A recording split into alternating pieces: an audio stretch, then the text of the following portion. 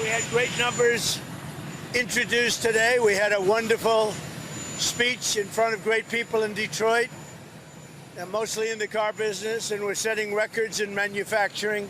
It's going very well. I think people appreciated what I had to say in terms of the numbers. So we're very happy about that. I'm going back to the White House now. We're going to look at the whole situation that's going on in Iran. It's really bad stuff. Minnesota is going to have to take care of itself for a little while. We have tremendous theft and fraud going on in that state because you have an incompetent governor, grossly incompetent governor, and a corrupt governor. But we'll straighten that out. But Iran is on my mind when I see the kind of death that is happening over there, we think. So we're going to get some accurate numbers. I'll have it in about 20 minutes. We'll get some accurate numbers as to what's happening with regard to the killing.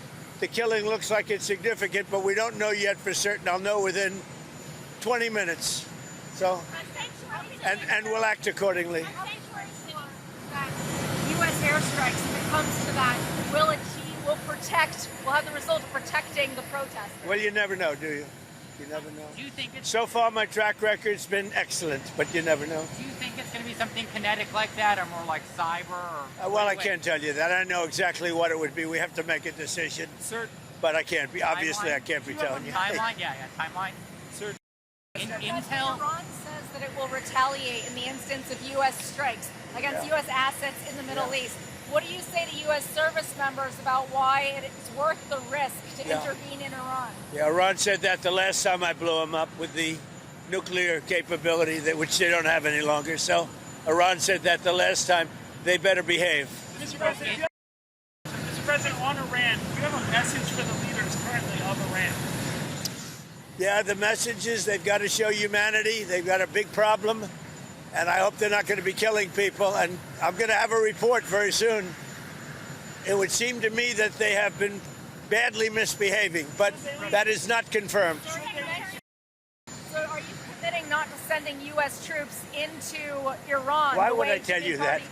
Why would I don't talk about military strategy with a reporter, you know, even though I do like the Financial Times. Are you consulting with our allies regarding Iran? What are they telling you, and why do you think the Iranian... Well, I'm not going to tell you what they're telling me. I don't tell you what they... Why do you think the Iranian airship continues to defy you, Mr. President? You think they are? Well, it's only been a couple of days. They continue to kill protesters. Well, they said that about Venezuela, too, you know. It's only been a couple of days. They haven't defied me. They haven't done anything as far as we're concerned. But it looks like they're killing a lot of people, but it has not been confirmed. I'll know very soon. Freelancer, the premier of Freelancer today, he prefers to stay with Denmark. Do you see that as the Who said that? The premier of Freelancer. Well, that's their problem.